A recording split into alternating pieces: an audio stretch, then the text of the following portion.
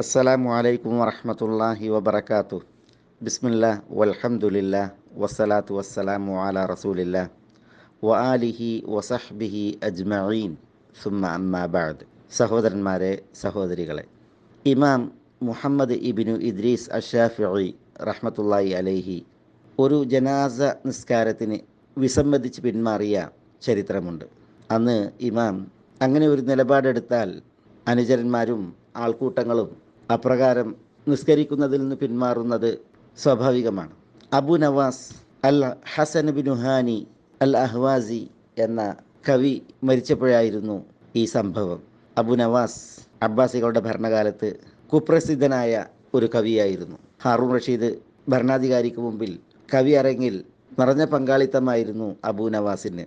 ഏറെ കഴിവുകൾ കനിഞ്ഞരുളപ്പെട്ട ഒരു പേർഷ്യക്കാരൻ. പക്ഷേ മേലായവൻ കനിഞ്ഞ കഴിവുകളും സാഹിത്യരചനയ്ക്ക് അരുളപ്പെട്ട വൈഭവവും നന്ദിപൂർവ്വം ഉപയോഗപ്പെടുത്തുന്നതിന് പകരം അബു നവാസ് പരിഹസിച്ചും ഇകഴ്ത്തിയും ദുരുപയോഗം ചെയ്തു.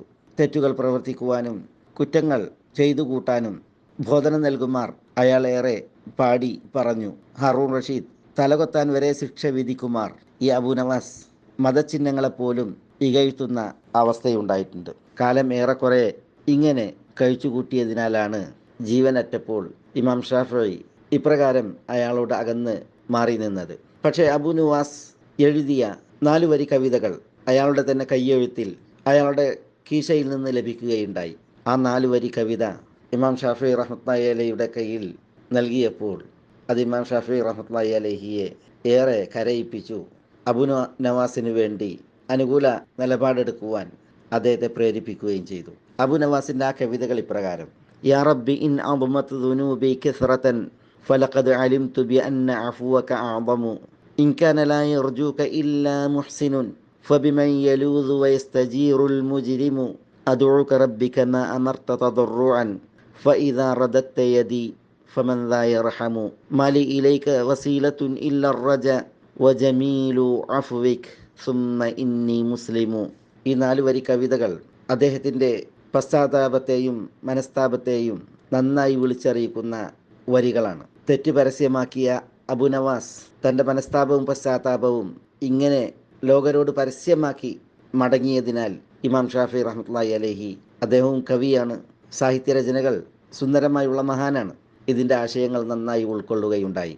അബു നവാസ് പറയുന്നത്: നാഥ, എൻ്റെ തെറ്റുകൾ ഗൗരവതരമായി ധാരാളമുണ്ടെങ്കിലും നീയാണ് സാക്ഷി.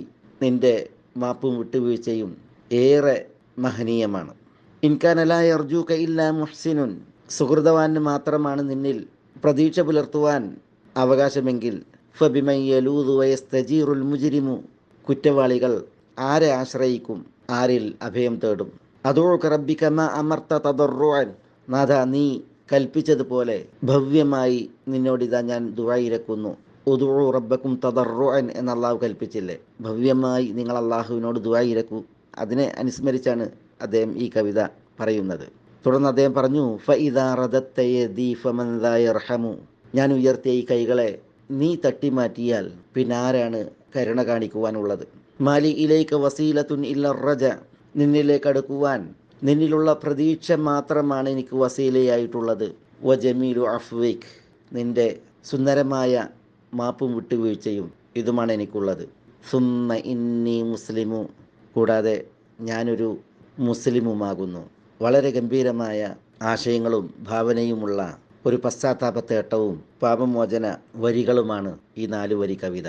ഇത് വായിച്ചപ്പോഴാണ് ഇമാം ഷാഫിഈ റഹ്മത്തുള്ളാഹി അലൈഹി ബക ബുകാഅൻ ശദീദൻ, ശക്തമായി കരയുകയും വതഖദ്ദം, അദ്ദേഹം മുന്നോട്ട് വന്ന് വജമഅ അസ്ഹാബഹു, അനുജന്മാരെ വിളിച്ചുകൂട്ടി സുമ്മ സല്ല അലൈഹി, പിന്നെ അബു നവാസിന് ജനാസ നിസ്കരിക്കുകയുണ്ടായി എന്നാണ്.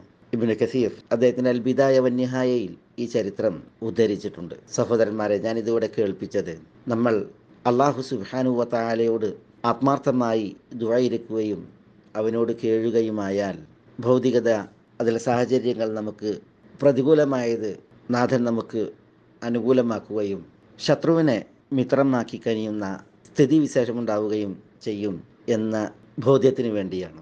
പക്ഷേ റബ്ബിലേക്ക് മനസ്താപവും പശ്ചാത്താപവും അത് നമ്മൾ നമ്മുടെ ശീലമാക്കണം, സ്വഭാവമാക്കണം എന്ന് മാത്രം. അള്ളാഹു നമ്മുടെ മനസ്സുകൾക്ക് വിശാലത കനിയുമാറാവട്ടെ. വസ്സലാമു അലൈക്കും വറഹ്മത്തുള്ളാഹി വബറകാതുഹു. വിസ്ഡം ഇസ്ലാമിക് ഓർഗനൈസേഷൻ അവതരിപ്പിക്കുന്ന നേർവഴി. എല്ലാ ദിവസവും ഏതാനും മിനിറ്റുകൾ സാമൂഹിക, വൈയക്തിക, കുടുംബരംഗങ്ങളെ വിശകലന വിധേയമാക്കുന്നു. അറിയുക, അറിയിക്കുക. നേർവഴി. Peace Radio. Tune to reality.